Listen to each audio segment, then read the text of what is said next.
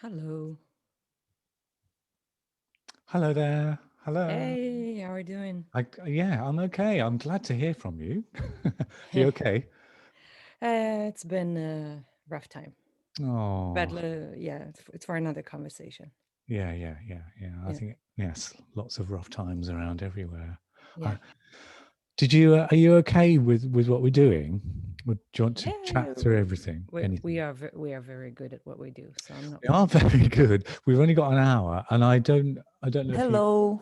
Hi Hey, there. Rosa. Hi, how are you, my I'm We turn good. our friends? videos on Hello. now. Let's But start our your camera. videos. Hi, Oh Nam. yeah, wait, There my you are. camera is Hi, the wrong Steve. camera. How are you? Hello.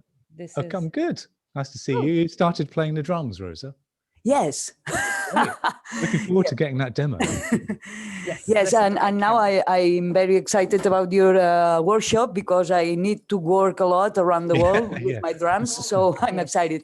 Now, here is Ellie. Oh, She's yes. the host of And the what's she event. play? Is she on Going to bass? help you Hi, Ellie. better than me. Hey, hey. Conecto al meu micro. Hola. Okay. Hold on, I'll connect my microphone. Okay. Okay. So see you later and good luck. Thanks, Rosa. Good luck with the Thank day. you. Good luck to See you you. later. Ciao. Yeah.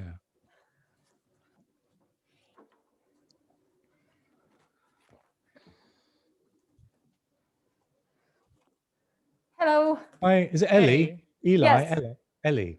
Ellie. In Spanish, it's spelled like Eli. Yeah. So I Okay. spelled Eli, but Great. Oh, same fantastic. name. Okay. Great. Uh, So, So nice can to you meet yes. hear us you. both okay, volume-wise? See. Sorry. Go ahead. Can you hear us both? If I Yes, talk, is that fine? And that's perfect. Mom? What about me? Is that good? Also, perfect. Okay, We good. can hear Great. you. Great. Yes.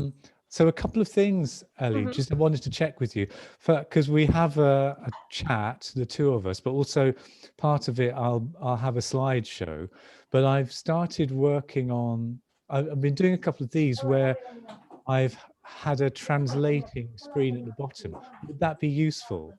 Because I'm talking in English, and it will automatically translate what I'm saying into Catalan or Spanish as we go through. Do you Wait, think that's sorry, because there's a person speaking. Did you say the presentation will be translating it as you go, or yes, yes, okay? If yeah. the Well, thing is though, that's great if that's how you prepared it. It isn't necessary though, because Okay, everybody knows that the workshop will be conducted in English. that's So in fine. case it were to be easier that you just do it Yeah, in English, that yeah. also would be good. It's no extra work. Okay.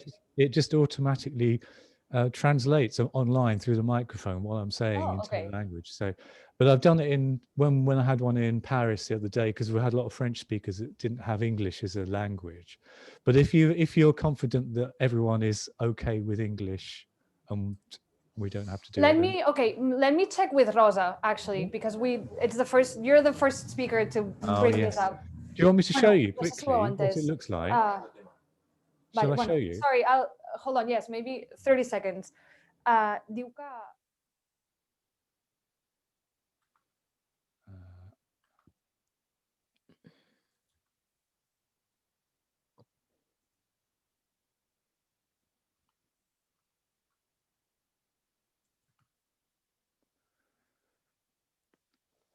Hello, everybody. Now you should see my. Oh. So it's nice automatically. graphic. Yeah. Can you see that in Catalan? No, coming out at the bottom of the screen. Wait a second. I switched the screen. Yes, So, I see. so everything I'm saying is automatically being translated into Catalan and being a Okay. subtitle, which is quite good. But I think it will only work for me if I have it rather than you. So No, I don't think I should have it. You should take care of the presentation because we don't want to share two screens. yeah. I can share my screen at the end when I'm giving the offer for the course. sure. Say So something else. No, no. Oh, you Say. mean that you mean that it won't work while I'm speaking? Yeah. I don't know if if that's possible. are you both presenting this Yeah. particular Yes. presentation? Okay. That's the idea Yeah. between us. Yeah, I don't think it is translating what I'm saying. Okay. Because I didn't say the word yes, and Yeah. it says here sí. So sí No, is yes, bueno, el right, in problema es que Spanish. no me- So Ellie, what do you think? Do you think this is a, can you see what's on screen now? Actually, we can see it, and I feel, we think that it's perfect. It's great. And actually, they were telling me that if you're able to choose the language, it might be Yes. better if you do it in Spanish, because Sure, I can do that. I was actually asking them what they think about the fact that it only translates you and not Yeah, Noam. I know. Is that It, okay? They're telling me that they think it's better to at least have one of you, like, have you translated with subtitles, and it doesn't matter if not both of you are translated, because in theory everybody will speaks English, everybody that signed up for this workshop. Yeah. So, sorry. So, what's the verdict? To not do it at all? No, to do it in Spanish. Okay, I've set it to Sorry, Spanish. yes. So can I just test that then? Yeah, So of I'll course. go from the beginning.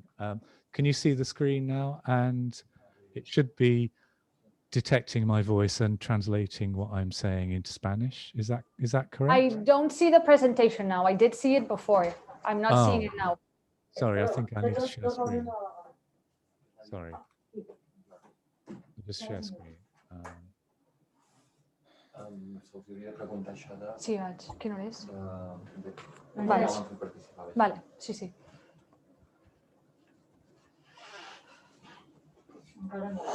I see it now. Okay, and if I start the slideshow from the beginning.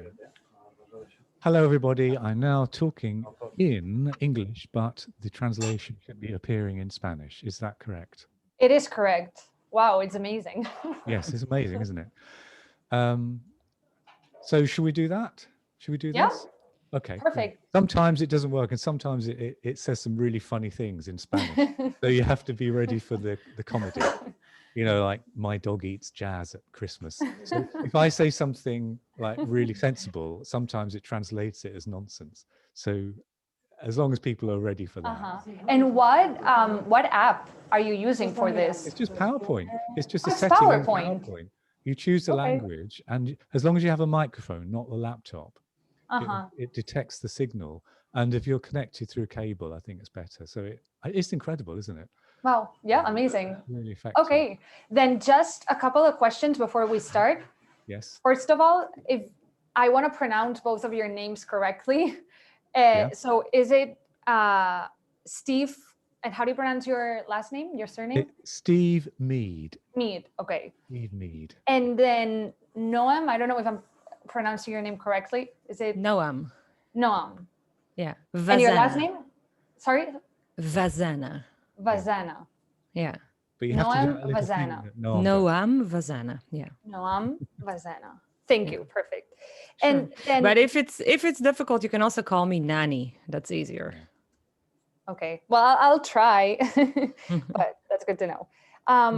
And then, so what we did, well, we just had a panel discussion. It wasn't exactly a workshop, but what we told the participants watching the panel discussion, we said that at any moment they could write on the chat if they had any questions, Yeah. and then you as the speakers would either, if it's interesting to you, could, pick up one of those questions and answer it and talk about it, or else we told them that we would gather these questions, we would keep them, and later on maybe send them to you, or would see. I mean, depending also on It will be what- easier what to they're- answer them in real time, I think. Yes, but that's up to you, because let's say that Yeah. you're actually talking about something really interesting and you don't have Yeah. time for the questions. You can manage it however you want. The Could only you question, do that, Noam? Noam, could you moderate the chat if I'm doing the PowerPoint? I'm just a bit worried about doing too many things at once. Sure. If I could do the presentation, if you could keep an eye on the chat questions and then Yeah, I have it open you here. ask them. Then Great. whether it's and you can Uh, handle it as you Yeah. wish. So if you want to handle it like maybe at the end or in between, that's all up to you. yeah. And but the other question was that I've just been told that you want 2 volunteers. Yes. Well, if it works, because Yeah. normally when we do it for real, we bring someone up from the audience, a musician, and we play a little game as if they are stuck in a lift with me, or they meet me as a promoter for the first time. So if they feel confident, and if you think there is somebody who wouldn't mind doing it and they want to, maybe they could volunteer in the chat after they've The thing, what we were thinking, because we don't know okay. We don't know exactly who's gonna join this workshop, but we were thinking that because the way it's gonna go is that I'll introduce you, and then I'll disappear from the screen, and then I'll come back at the end to wrap it up. Okay. But we were thinking that there can be a moment after I introduce you that the three of us are on screen, just as right now. Yeah. And if you want, I can explain it, and I can explain that if there are two people that are watching. Noam and I do it at the beginning, so we give you an example straight away. Okay. Because sorry. Yeah, and then after that, you could say, so do we have any volunteers who would want to have a go later on in the session? Do you start by doing this little role play? Yeah, this is the start. So they see what we mean. They see what we're trying to do, and then they have a go themselves later on. Let me ask the technicians if that's okay with them, and if they're giving me their okay. It's fine if not. It's just a silly game, but it's a way of involving people. Great. It's quite nice. But if it's too hard, it's not a problem. We can do it without.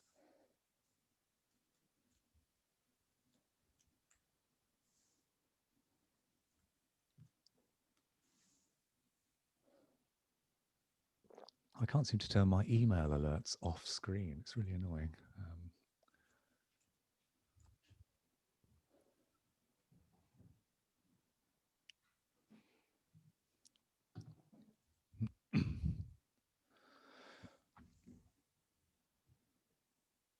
So are you okay? I've color coded the slides like alternately. So I was going to do the blue ones, and you have the sort of purpley red ones. Sounds good to me. Is that okay? It's fantastic. They're just alternate, so it's obvious when we get going. And I've given you the obvious ones that you would do. So thanks for doing that. It's all right. We might have to whiz through it a little bit because we spent nearly an hour and a half with Mina on this. Yeah, we have to do it shorter, and Rosa said that she will also ask us questions. Yeah. So. Guys, can you hear me? Okay. Yes. They say that it's great. Let's do it that way. And if Steve, you're the one who approaches the participants to see who wants to volunteer, we were thinking that what they can do, because you won't see them, at the bottom of the screen, they have an option of clicking a thumbs up, of clicking a reaction. Yeah. A reaction, exactly. And so we were thinking that maybe what you can explain is that the two people that react first, you can pick them too. And then we'll also see who these people are. And so the technicians then will give them access to their microphones and their audio.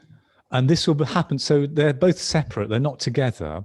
And we'll do it maybe one after about 20 minutes and then another one 20 minutes later. Okay. So it's not straight away. Okay, that's actually better. Yeah, they have a little bit of a chance to think about it. Yeah. The only thing is that it could be you that reminds, that explains them the process of having to click on the reaction and then so it's a thumbs up, yeah? A thumbs up? I can't remember now if it's just like a hand, an open hand. Yeah, I think it's a hand. Just send any reaction. Any reaction is fine, yeah. Okay, so what's gonna happen now, I'm gonna ask you to please turn off your microphones because participants are gonna start entering this Zoom session. And then I'll introduce you. And when I finish, you can turn on your microphones and start. Is that cool? Okay, thank you guys. Perfect.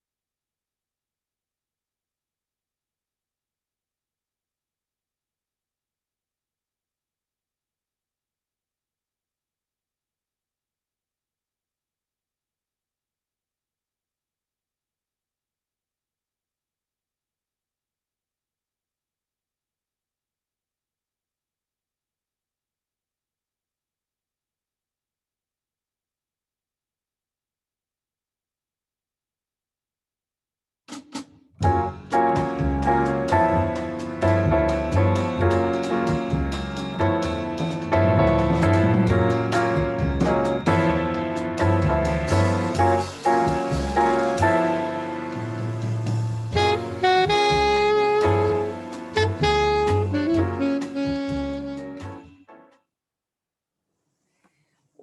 back. I hope that you've enjoyed the work of Magali Datzira.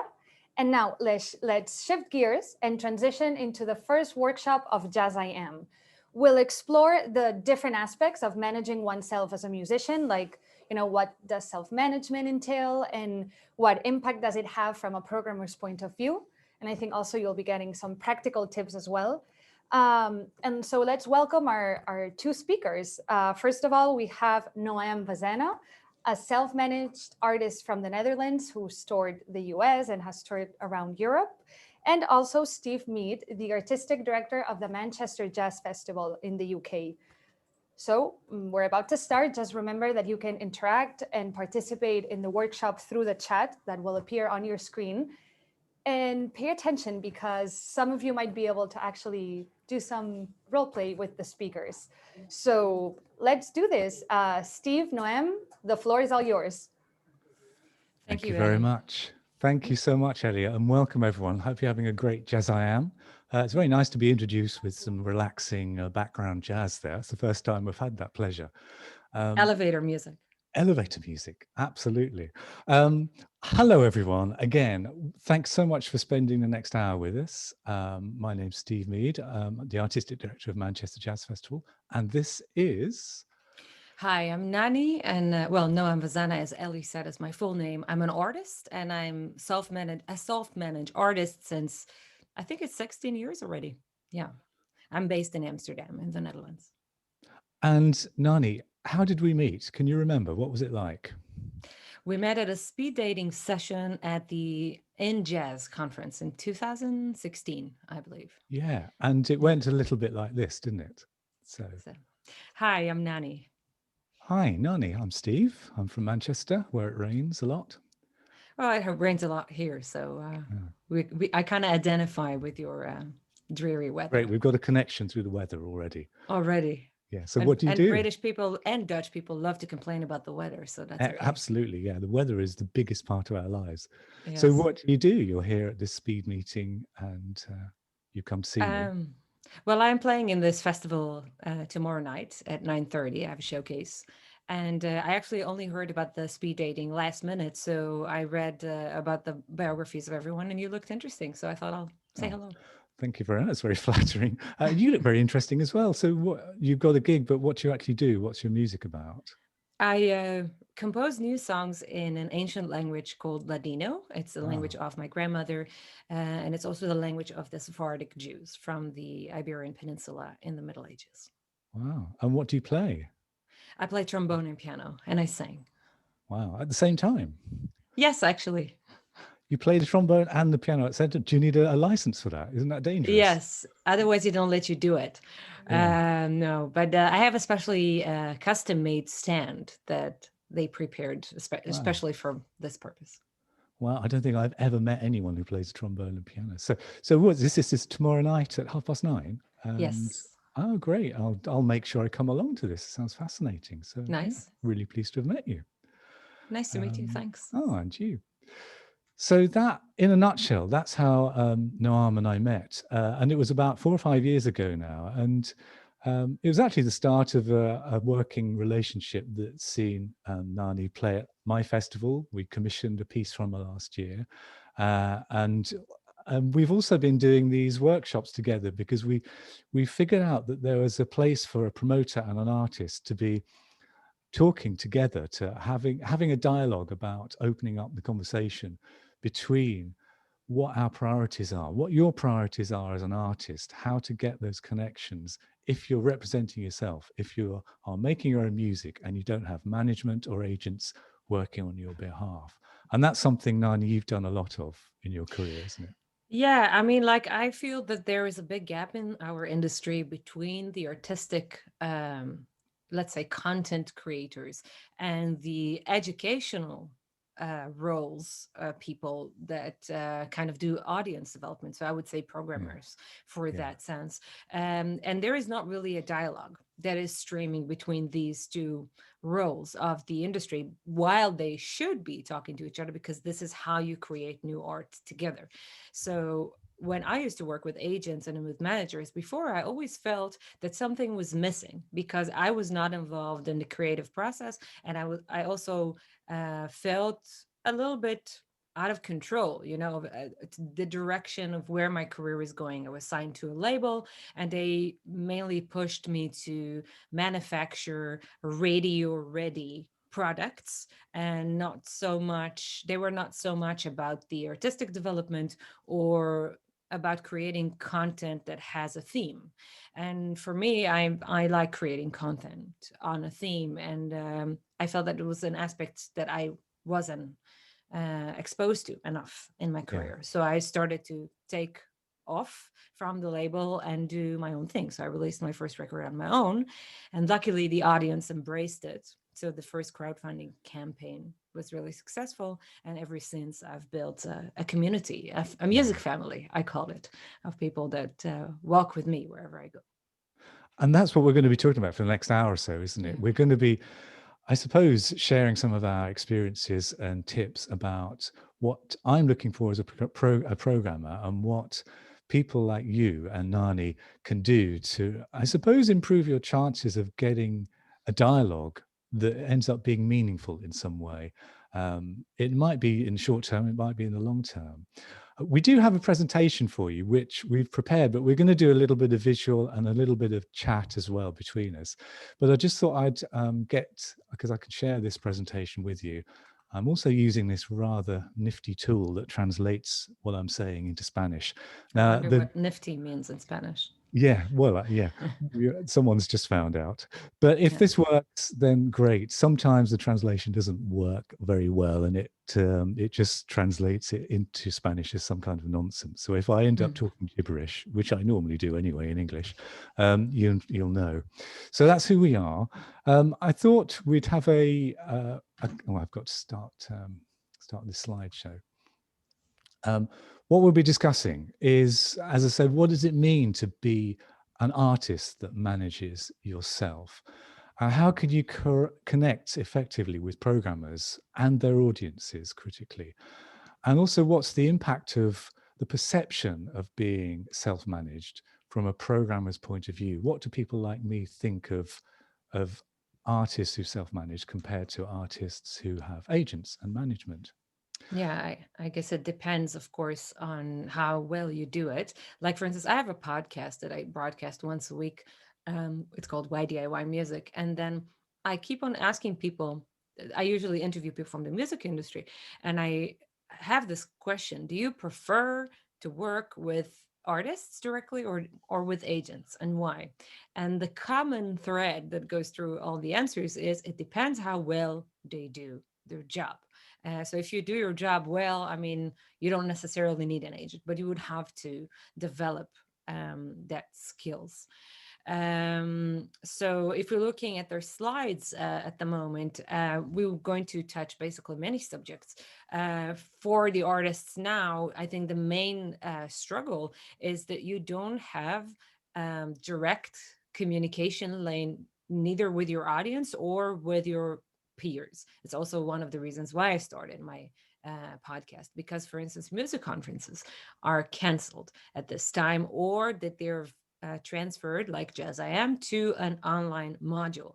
And the conditions that we have to create our music now are perhaps slightly more favorable financially, because some governments offer support for new projects. For instance, in the Netherlands, where I'm based, we had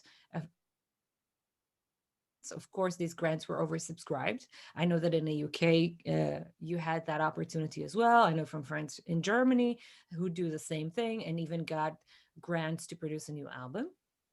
And looking at the income streams that we have to our disposal at the moment, like the whole live industry kind of vanished for us. So we don't have the opportunity to perform live anymore. However, we do have a lot of online possibilities.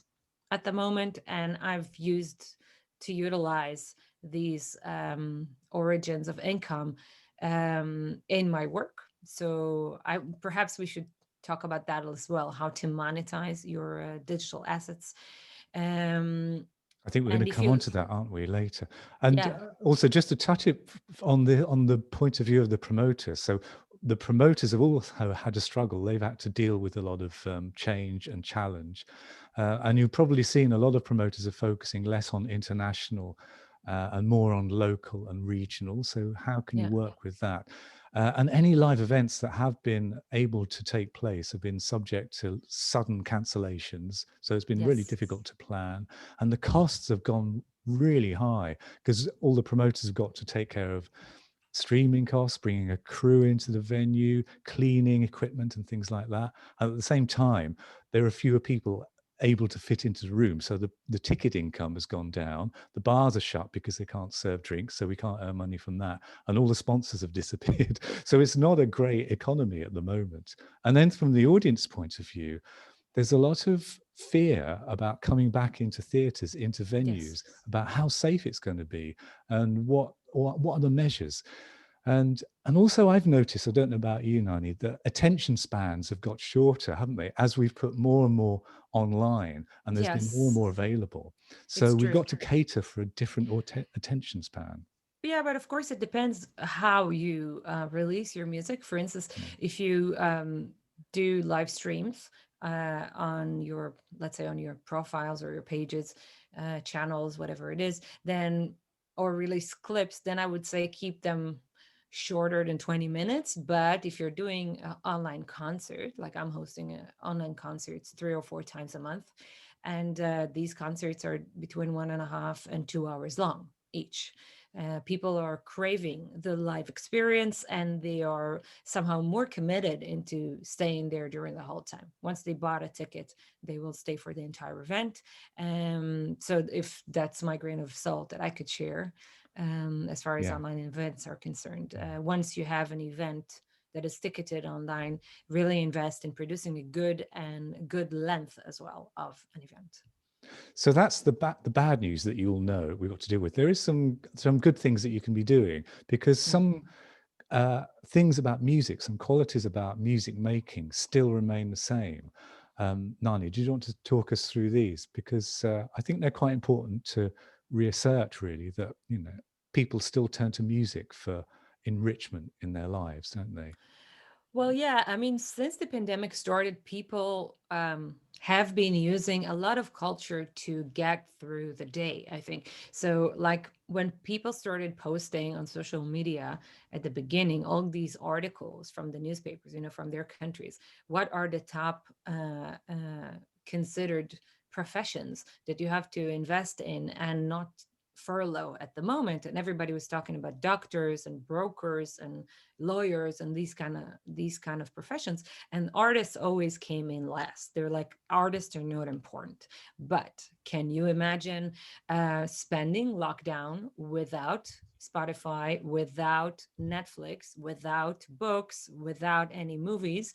How would you entertain yourself while you are bored? So art has become a refuge in this time to a lot of people. And you can see that also in the messages that you get. Like for me, I get, I don't know, maybe 50, 60 messages per day from fans that are listening to my music. And before it was like, hey, thumbs up, this is great. We love you. We do this, da, da, da, da. But now it's become um, more intricate. There's more content to the message. So people start telling me about their personal experiences with this song. For instance, 2 weeks ago, I released a new video on YouTube, and somebody wrote me 3 different messages from the same person. And she said she was listening to the song as she is recovering from a surgery. And she told me about what happened to her and how the song helped her get through the days of the recovery. And she just had the song on repeat for a few days. And this is an amazing experience for an artist, because like when you release a song, especially when music is such a lonely profession, you think that your input in the world is very small, because it just reflects your own emotional standpoint at that time. but then it touches people and it changes their lives in ways that you will not be able to predict in advance. And I think that's beautiful. So this pandemic time actually gave me an insight to the lives of my fans more And you made a closely. direct connection, and they made a connection with your music. And that, Yeah, just talking about the next point about connections, which are really yeah, important for all of us. The what COVID has done is actually brought people a lot closer together. yeah, And everyone's your neighbor now, aren't they? Wherever they live, because yeah, they're just immediately available in front of you. yeah.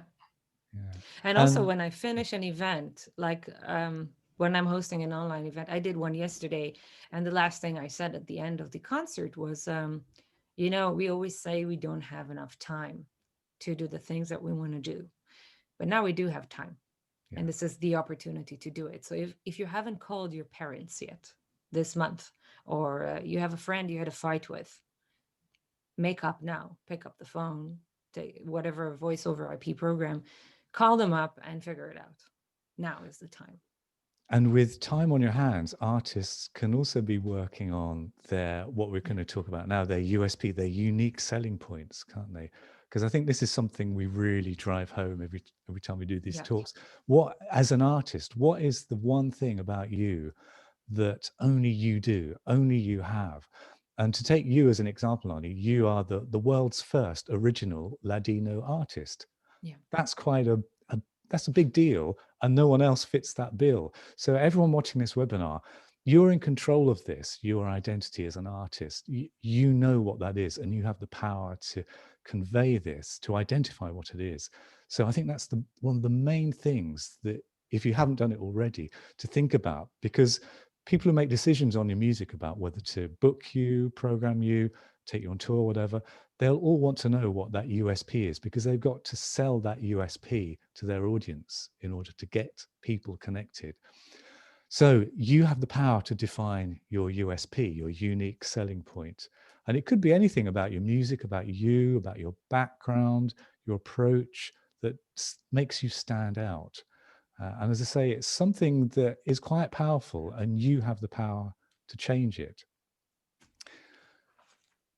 Should we talk about making approaches to programmers and promoters, Nani? Some key things that we know and we always experience when we're in these kind of networking events in a conference. There's some things up there on the screen, for example. Do you want to talk about doing a research, for example? I think one of the main thing for artists is getting after gigs, and I've been doing that for a long time myself, because I wanted to perform as much as possible, and also it gives you the most experience and also the most income. So like performing is a big deal for an artist.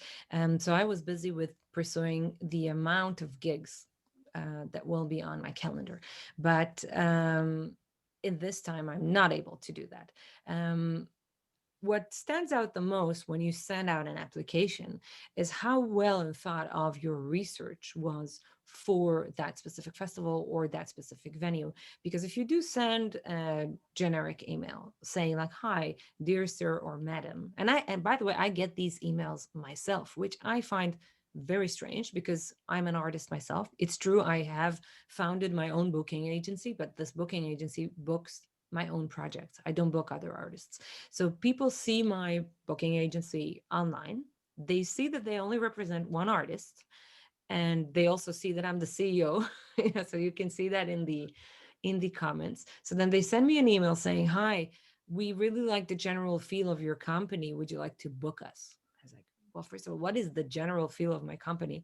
That's a very general term. And second of all, if you asked me to book you, you obviously have no idea what I'm doing. So I would say do your research properly and make sure that when you approach a festival or a venue, you make them feel that you want to be a part of their program, that you've thought it through, that you know who you're approaching and what you are suggesting. Like I wouldn't approach, like for instance with you, Steve, for instance, I never asked you to play at the Manchester Jazz Festival with one of my programs because I knew this is not going to work. I we just became friends, and then you suggested to do a commission with a collaboration with a local artist, which I really like. I love collaborations. So being open to making something new is probably a big deal while you're doing your research and when you're approaching venues. And also, if you think about a new concept and offer a venue or a festival a special piece that is written for them, they will see the value of your offer higher than other offers.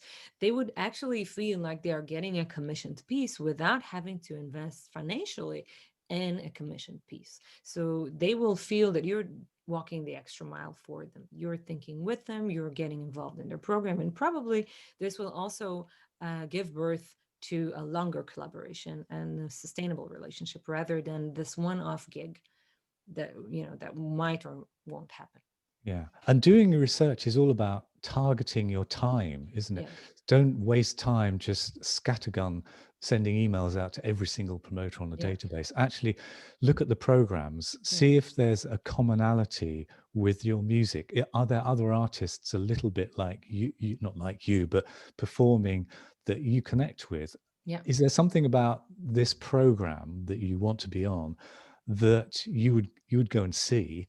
And then invest that time in cultivating a longer term relationship with the decision makers and the programmers there. I think it's much better to approach it that way and have your message really clearly stated, and have a style of communication as well that's really open and friendly and not all about you. Actually, it's a dialogue rather than just an assault of questions. And having your brand ready, all your messaging, your media, all being export ready, as it were, and your online presence, and an image that suits your music as well. So thinking about your photography, your video settings, everything that represents your music should make sense and feel right for you as an artist. And something else we see quite a lot and is really effective is actually what you guys are all doing now. You come to JAZZ I Am, you've come to a trade fair. I know it's online. It's a conference, and actually there are going to be lots of people like you and like me here. So it's very efficient to engage with events like this because you get to target quite a lot of people in one go. I think there's one thing with the digital conference that is slightly different. I mean, for me, it's a big difference than the live one, is that when you approach a new person online, let's say you send an email to a venue and you say, "Hi, this is who I am. I'd like to get in a dialogue with you." And then you go to a trade fair and you meet them in person, that's a completely different experience. So you have the personal connection that is created in that moment. But when the conference is online, it's a bit more difficult to break the barrier of the online communication, because what is actually the difference between sending an email, a random email, and sending a message through the professional portal? I mean, that's it. Of course, people are there to listen because they're more open to listen, but they are still receiving your message online. They don't get the entire package. They don't see you.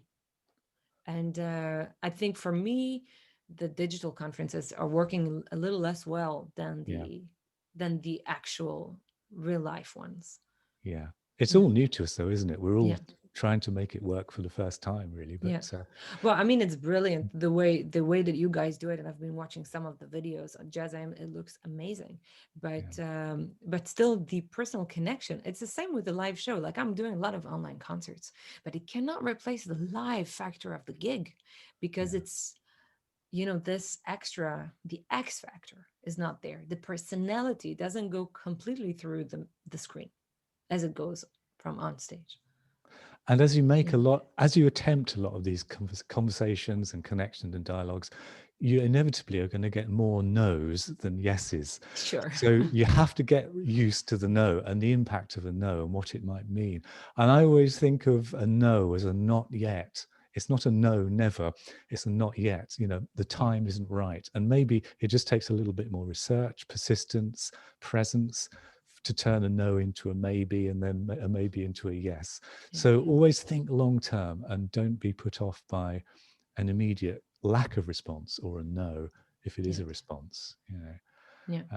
And we talk here just about planning, having a campaign, having a plan, and breaking up your plan into small steps so that you feel like you're achieving something when you've achieved one step, and you're working towards bigger goals but in small steps. Yeah. And identifying your targets. Again, find out who the best person is to contact and what's the best time of day even to email someone. Yeah. You know, they might be working a lot in the early morning, or after work in the early evening. And actually, people quite often respond straight away when there's not much else going, not much more traffic going on in their lives. So capitalize Don't on email that. people at Monday morning. Yeah, Monday or Friday afternoon. That's a really bad Exactly. time to try and contact someone, because Yeah. they just want to get into the weekend. Yeah. Showcasing opportunities when they come back, and they will come back. Getting onto a country-specific showcase or something like that is such a good way to expose your music to many, many ears, because it's so efficient.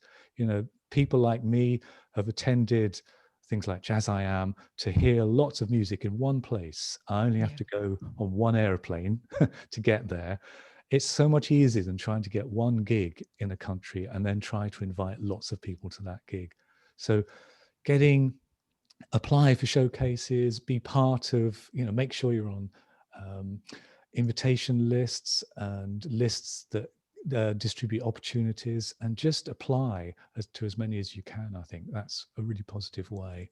And also hooking up with people who have influence, who can actually vouch for you and speak on your behalf to their peers. So who might I know who might be interested in your music as well? Because we all talk to each other. I talk to other promoters, you talk to each Absolutely. other's artists. I might encounter some artists whose music isn't right for my festival, but is right for one of my peers or colleagues doing something else. So you never know where your information is going. Once it leaves you, information it just exists. It's like music, it floats in the world, and other people can be grabbing hold of it and passing it on. Yeah.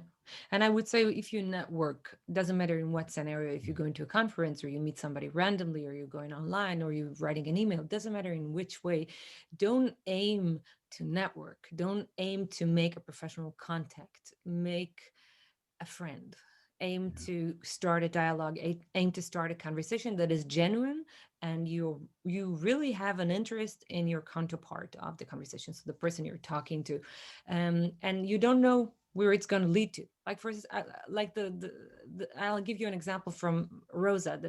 She started JAZZ I Am, and we met in JAZZ a couple of years ago, and we didn't have like a long conversation or something, but then we met a few times in different other conferences. We became friends, and now we sometimes have drinks on Zoom. And she doesn't book anything, so she doesn't help me out with my music.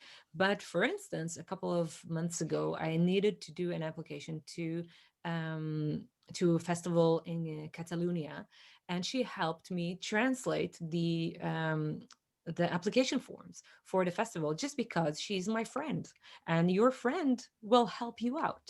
And when she needs something from me, of course, I help her out. So if you make this type of connection, worst case scenario, you'll make a friend. And this is, for me, not a worst case scenario at all. It's the best case scenario. You just enlarge your family in a way when you do that. Think about it this way. And who doesn't want to be friends with Rosa? Exactly. She's awesome. She's awesome. She's gorgeous. She's well connected. When you make your connections, there's an art to behaving and speaking, I think, that some people have. Some people still perhaps need to do a little bit of work in it. But there's something about being brief and memorable and enthusiastic and polite, and not overloading with information. There's a combination of qualities there which I think works really well. So if you can perfect some or all of those qualities when you are connecting with people like programmers like me, you'll find that a lot more productive, I think, if you can nail those qualities, and making it easy for people to respond to you. So being personal, and make it really clear how people can get back in touch with you, you know, whether it's by email or through their web or social media platforms, whatever. And if That's you go on, actually yeah. interesting because I've seen like a lot of conferences where people have showcases and they plaster the walls with posters, and you have a beautiful photo of the band, the date and the time, and the location, but the name of the band and the website are missing. Ah. So there is no way which band it is, or find a way to get back to them if you want, or connect with them if you wanted to. Yeah. Yeah. And following up as well, because often your first moment of connection is only the first moment. It's only a spark, and the spark always needs following up, doesn't it, to remind people. But there's also an art to reminding without being a pest.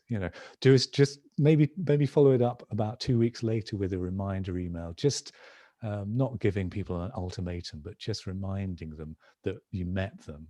And have they had a chance to listen to your music yet? Yeah. And again, that magic phrase, no equals not yet. Always have that in the back of your mind. Yeah.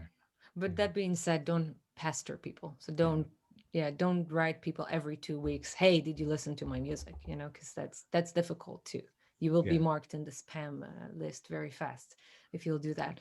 I would say wait for if you do the follow up after your first email, ask the person if they allow you to put their email address in your newsletter, and just starting sending newsletters, including them. And next time that they have an application time slot, so let's say next year, there would be probably a month or two when you can do applications for their festival, approach them again in that time. Yeah. Yeah. That's a really good tip, actually. It's a way of keeping them connected almost without them realizing. But it's obviously, with approval. And staying polite, staying persistent. And there's something about understanding what a promoter would have to do in terms of taking risks if they did choose to program you, because you might be an unknown artist to them and their audience. So they are going to take quite a big risk if they're going to choose to program you. And by understanding the level of risk that a promoter would have to be taking in order to program you, you can help them with that. You can help with a lot of messaging through your own channels, a lot of promotional, providing as much in terms of media content for them as possible so that they can promote it far and wide. Important to say that you should not provide this information by email and block their email address with all files. Like just have a link ready that they can access all the files on that link. And if you do send a WeTransfer or something like that, make sure it doesn't expire after a week, because a lot of times these people will only, like you would send the I don't know, the media like 3 months prior to the gig, and they will only have time to download it 1.5 months before, and then we'll go to the link and they will say, well, the link expired, and they would have to email you back to say, hey, can you send me the media again? And that's already making a bad impression. Done that many times. And so having a professional page, a tab on your website where all the large files are saved, so that's large what I have. videos and I have a pro zone images on my website. So that's people a really can good, log in really good tip. Something I always kind of flag up here is actually if you are asking a promoter or a programmer what they think of your music, are you really ready to hear what they think? Because often it's a very difficult conversation to have if the programmer doesn't think it's very good, doesn't think it's right for their club or festival, or thinks you're not at the right stage in your career to be doing it. It's a very difficult position to have to adopt when you're in front of an artist to say that kind of negative message. So don't put yourself in a position where you're asking that question, because it's not a comfortable environment. And if the promoter tells you the truth, are you ready to hear it? Are you ready for someone who programs 100 gigs every year and attracts 100,000 people to a festival to say your music isn't ready, your music isn't good enough, you need to do better? You don't want to be hearing those messages, so don't put yourself in a position.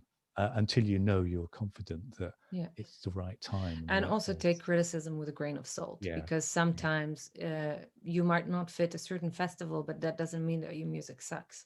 Yeah. I've had my Yeah. fair share of people hearing a lot of venomous reactions to what I do, because they think it wasn't good enough, or that shouldn't do it in this way or the other way. I had even one of my teachers at the conservatorium tell me that it wasn't too late for me to switch to another profession, because I will never be a musician.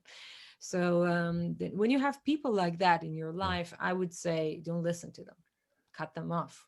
I mean, cut the criticism off. You don't necessarily don't have to hang out with them. You can still hang out with them, but don't listen to these things that they say. Filter what is the right approach for criticism, and if there is something you can actually learn from what they said, and don't dwell on the negative part of the criticism. Yes, instance. ideally, everyone should be their own best critic, shouldn't they? Yeah. You should have awareness. Nania, you've done a lot of international touring. I just wondered if we could have a look at what an international career might look like right now. It means insomnia. Yeah, yes, exactly. Yeah, because COVID's shone a light on so many Yes. things, hasn't it? Yeah, I really hope that this light will not be shown anymore, because I really miss touring. I just can't wait to get on the road again. I was doing an interview this morning about this new song that I'm releasing together with a Samaritan friend of mine. We did a collaboration that includes a few religions, and we were releasing a song that will depict a few cultures. And they asked me from the newspaper what was my point of view, on like, why am I doing this? I said, well, I'm doing this because I want to get places. The place where I feel home is on the road. They asked me if I'm rediscovering my home through the song, and I was like, yeah, no, I'm rediscovering my home when I'm traveling. So in my work, I've already developed a system that allowed me to tour more freely. At the beginning of my career, I've performed 6 years entirely solo, basically because I didn't have the budget to hire a band or pay for their travel. And that made me a better performer, and also easy to adjust. So I've had so many occurrences where I had to get to a new place, take a 14-hour flight, have a 2-hour rehearsal, and then a gig. And that became out of the necessity of having to do that. That also became a way of work, because in the last 2 years, I've been touring for 400 days. So there is no way that you can get, even if you have a budget, unless you're Paul Simon, to get a band to commit for you for 2 years. It's just not going to happen. Because people have lives and children and other gigs and stuff like that. So I ended up working with 17 different musicians last year, hiring them locally wherever I went. So I had 2 bands in the US, I had 3 bands in Europe, and then I had a few other bands. I had one in the Middle East, and we went to India and to Vietnam with another trio. So there was there was a lot of collaborations with locals. So if you can develop, especially now in Corona times, I think even when we will get back to performing live, we will probably have to downsize our formations, because people will not pay for a big formation anymore because the budgets are cut, and also more people on stage means less people in the audience as far as safety. So if you can develop your solo or duo or trio skills now, I would invest time in doing that during the pandemic, so you will be prepared to whatever befalls you afterwards. So developing different scales of your output that's more tourable. Because the other thing that COVID has taught us is what we're doing to the planet, and with all these kind of flight paths that we're going crazy. We were all part of that, because it became a sort of assumed necessity that that's how we all did our careers. But I think there's something about efficiency, about, as Nani was saying, working with the local musicians to the extent to which you can, and engaging or trying to set up those mini tours within local areas when you get there, so you're not going over the other side of the world to do one gig. Yeah, and it's just thinking a bit more outside of the box about what are we doing, you know, with our lives and to the planet. Yeah. Having a plan. We talked about having a plan earlier and knowing what you want, which is critical. If you're not managing yourself, if you are managing yourself, you haven't got a manager, then you do need to know what on earth you want and what you're going to do and how you're going to get there, and what the steps are. And they might be very simple steps. They might be that your plan is to, you know, be having 2 or 3 bands or outputs or channels of music that are different from each other, and you want to be playing 20 gigs a year across Europe with them. That might be your plan. And so it's about identifying that and what steps are that you need in order to put those plans in place. And the root of all of those is going to be building relationships, as we were saying earlier. It could be relationships with your fellow artists, with programmers, with networks, with people like Rosa, you know. So invest the time in building relationships as much as you invest time in your art and your music. Invest your time in building an army of roses. An army of roses. Yes. I want an army of roses. Yeah. When she listens back to this, she's going to be going, she's blushing away. That's all right. And doing your research, a reminder to do your research, because just target the people who are most likely to respond to your music. That I can't stress that too strongly. And what also, if you are looking internationally, what can you give to international programmers that they can't already get in their own country? So we don't want just like various replications of things that we already have. We want certain qualities. We want a difference for our audience, because our audiences are expecting something different from someone who travels. You know, if someone's coming all the way from Spain to play in Manchester, they don't want to hear something that another band in Manchester could be doing. So show us what you bring to the table that's different. Nani, do you want to talk a little bit about live stream? Because this has gone crazy in the past 8 months, hasn't it? Yeah. And monetizing it specifically as well.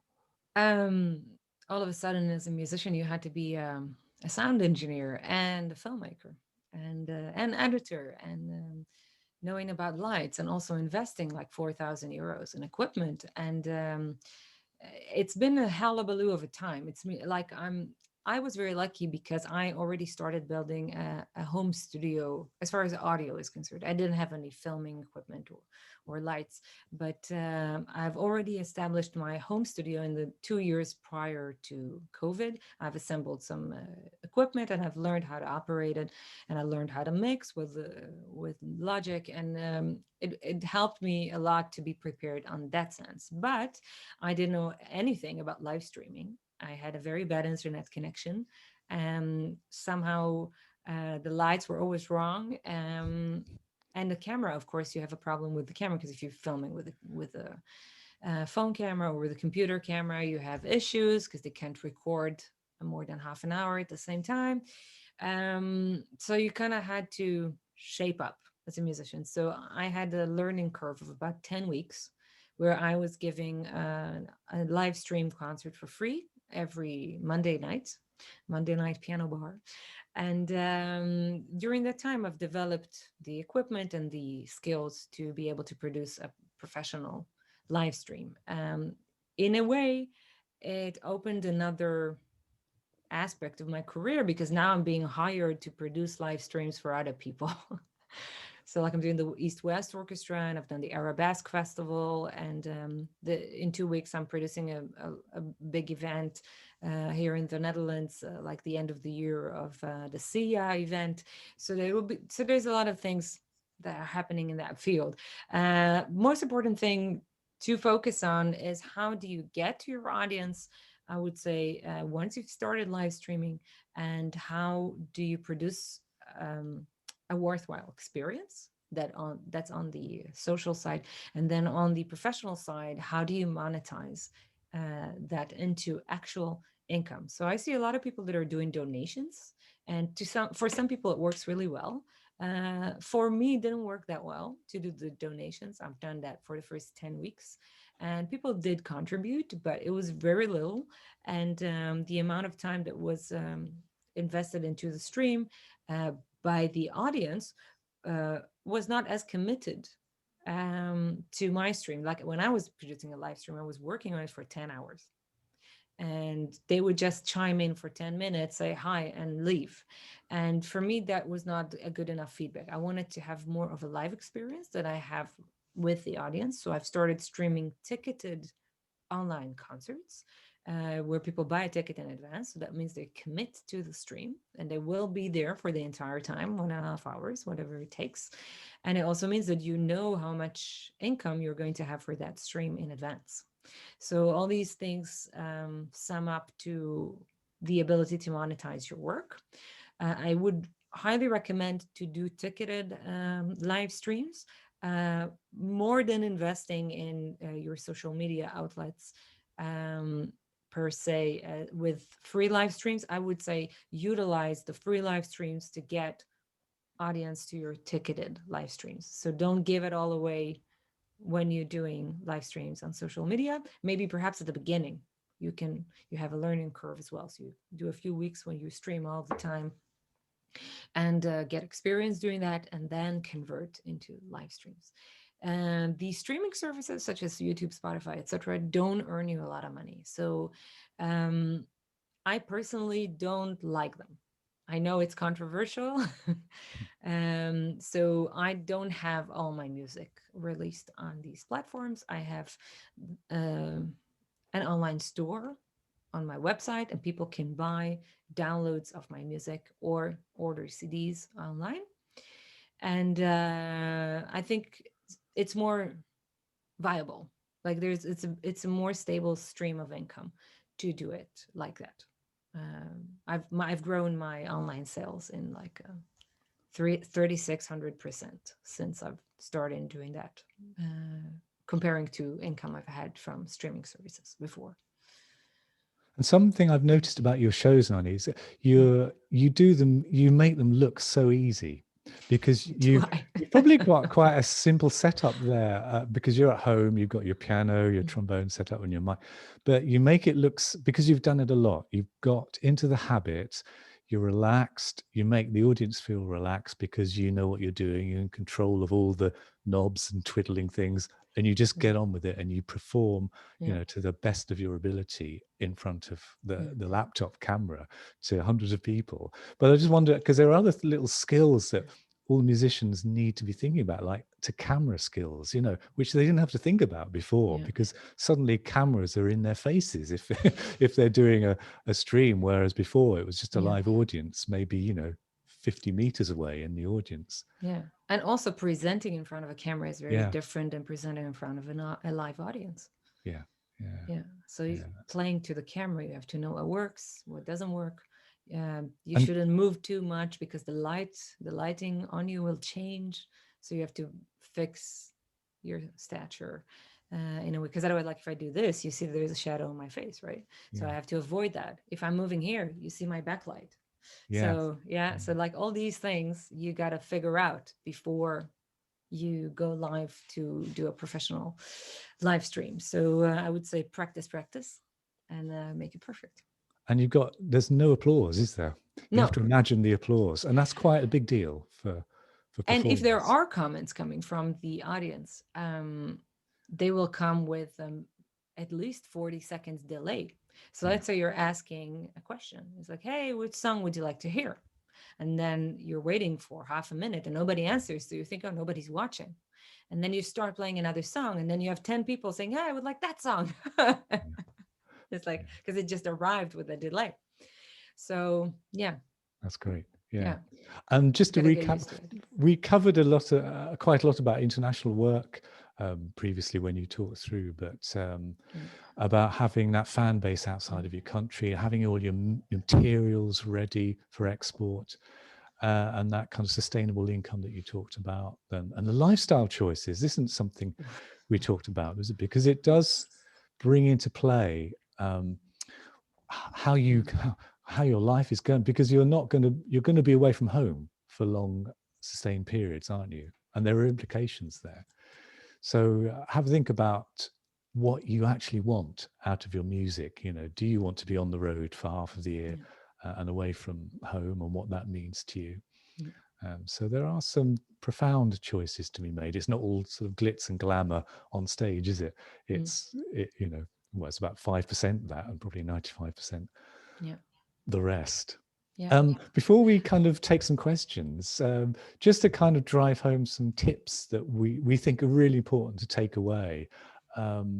Define your USP, your unique selling point. We talked about that in the beginning, and that's something you have. You control it, and you can you can tell the world what that is, and it's on your terms. Nani is doing your research. Doing your research, absolutely, and make sure that you're prepared to meet the person that you are going to meet in your communication, and know about what they do, show how you can be a part of their program, and don't waste your time sending generic emails to people that you don't know. Yeah, and make and keep friends. Yeah, friends will keep us all alive. yeah, Be memorable for the right reasons. So being memorable, it may not take much effort, but you just have to be memorable. You know, you need to be the band that wowed the crowd and made everyone go crazy, yeah. not the band that forgot their drum kit. You know, because there are different ways of being Yes. memorable, and you want to be memorable for the good reasons. You know, Yeah. and of course, what does no mean? Well, no Not means yet. not yet, but yeah, don't pester people, but just be persistent and polite, and Yeah. you know, Yeah. drive the message through in a nice way. Great. Nani, have you got some questions in the chat? Yeah, I'm going to stop sharing. No, I the actually screen. asked people to write questions in the chat, and I've got an answer saying that we've already answered all the questions. Oh, fantastic. So Okay. I'm just going to share with you a little gift that I have for you, special for today. Oh. If you want to take my course, Why DIY Music, you could do it today for 50% off, and this offer is available for 48 hours only.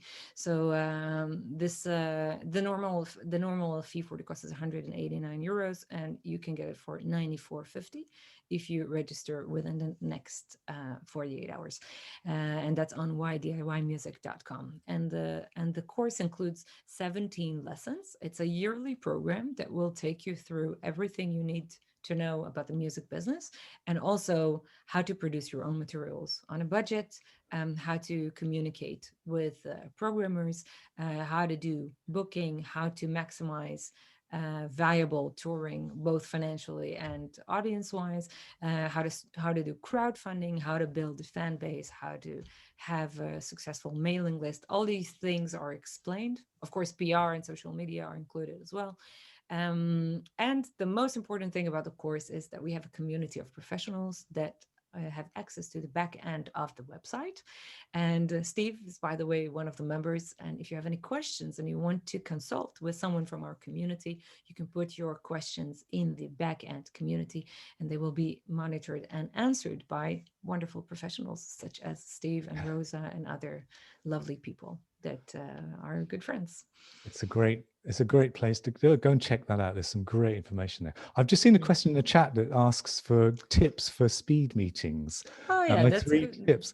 And I've got some of these tomorrow with some people coming to Jazz I Am. And I would say my number 1 tip is don't talk all the time. Have a two-way conversation, because quite often I end up signing up for these things and I sit there for 10 minutes and listen to what people are saying, and we don't get a conversation. So leave space is big number 1 tip. Number 2 tip, I would say, don't expect everything in that 10 minutes. Just set the groundwork, just make the spark. And number 3 tip is be memorable. Make me remember you. Yeah. I think. Yeah, I would say listen is probably the most important thing, and make a research about the person that you're meeting in advance, and don't start to ask them where are you from or what do you do, because that will be not counterproductive. It will look to them, of course, like you're not serious about what you do, but also when professionals come to speed meetings, they don't only see you, so they see 20 people after the other. And I've done meetings like that myself when I was hosting, and to have to introduce yourself 20 times on the course of 2 hours is tiring for the other party. So try to make it easy for them rather than making it easier for you. Yeah. We have a couple of minutes left, and we've got a little game that, and I don't know if anyone wants to play this, but if any of you were here at the start when you saw Nani and I meet each other for the first time, how it happened, I'd wondered if there's any musicians or artists in the webinar that want to play that game and be the person who meets me for the first time. If you want to play that, we've got a couple of minutes to do it once. And I'd say, just let me know, have a reaction, send a reaction in the webinar now. If you are someone who would like to have a little go at that, it's just a fun thing to finish off the webinar. If we don't have anyone, that's fine. Yes, Sasso is can you saying, try? can I try? Sasso. Yeah, go on. So Ellie, are we able to let Sasso into the webinar? And hopefully Yes, we're working on it. we're working on Okay, it. thank Great. you. About 30 seconds, I guess. It'll. Okay, so what Sasso work. hopefully is going to do, Sasso is going to end up pretending to be getting into a lift in a hotel at a conference like JAZZ I Am, and Sasso meets me for the first time and thinks, oh, this person runs a jazz festival and I want to play at it. How am I going to start a conversation with him? And I have 20 seconds stuck in a lift with him. Yeah. That is ideally the game. If we can get Sasso into the webinar. So present us with your elevator pitch, basically. Yes, it's your elevator. That's why elevator pitches are called elevator pitches, obviously, because you are stuck in an elevator. There's nothing worse than being stuck in a lift with me, as Nani will testify. But if you've got 20 seconds, at least you've got a We chance. almost have. Here we go. There you go. Hey, There we Sasso. go. Lovely. So can we turn your microphone and your camera on, Camera. Sasso? Because we want to see your gorgeous face and hear your lovely voice, I think. Let's see. Hello. Sasso is a bit shy. Are you there, Sasso? Can you say something? Can't hear you. It's getting there. We're Sasso figuring- can hear us, but we can't hear you. So Okay, we're figuring unfortunately, it out. Let's see. Oh, he says I can hear you, but we need to hear We need you to hear because you you, need to yes. present your elevator. a conversation needs two people. Yeah. So. There he is. Hey, There we The go. glorious hello. Sasso. Here he is. Welcome to Yes. Sasso. I Welcome love to the the webinar. plants in the background. Yeah. So Sasso, hello. How are you? Oh, we can't hear you. We need to hear Sasso. Maybe have you got a microphone to turn on or a setting? Isn't technology great? I love technology. It could be better. It's, I was born too early. I should have been born when everything was already working well without fluctuation. We still can't hear you, Sasso. Yeah. You need to unmute. There you go. Now you're unmuted. Hello. Can you say There, something? let's see. Hola. Sorry about that. We're working on it. That's okay. It's no worries. I mean, I'm sure Sasso is speaking great wisdom. We just can't hear him. And if we get it fixed in the next minute, yeah, we can. Maybe you can Sasso write gets the it. elevator pitch. It seems like the issue might be with Sasso's computer. It seems like Oh dear. maybe you have to unmute yourself or connect the microphone. Yeah, if he's you haven't already got one I in think your he's done that laptop. already. Yeah. You know, Sasso, he's doing really well. He's done everything right so far. It's not his fault. You know, he's trying his best. There's a lot of pressure on you, Sasso. Okay, You've you got can also thousands write. of But people he's a across brave the world. volunteer. He jumped Oh. up. He jumped in first. Yes, exactly. Yeah. There's a lesson for everyone. Don't be first at anything. It's going to go wrong. Learn from someone else's mistake first. Don't and then- listen to what he says. It's always good to be first. Yeah. Okay. Trail that blaze. Unfortunately, it seems We've run like out of time. But Yes, hey, we we all can- got to meet Sasso and his living room and his lovely blue wall and his plants. Sasso, sorry that didn't work, but Thank you so we will much. meet sometime. yes. Hopefully and I'm- next year in Barcelona. Ellie, we'll hand back to you now. Sorry about Thanks that. so We know much. that Zoom sessions are very tight with time and they're limited, but thank you, Sasso, and especially thank you to Steve and Noam. Thank you very much for this Thank you so much for having us. inspiring and much needed workshop, I think. Thank you. Thanks to you. Thank Well you. done, everyone. Have a great. And now we'll head back to the Milano Jazz Club because we're going to see the second showcase of this year's Jazz I Am. And afterwards, we'll have a break, a 30-minute break to grab lunch and digest all of the information from this morning's session. So just go click on the next link and fasten your seatbelts because the second showcase is about to start.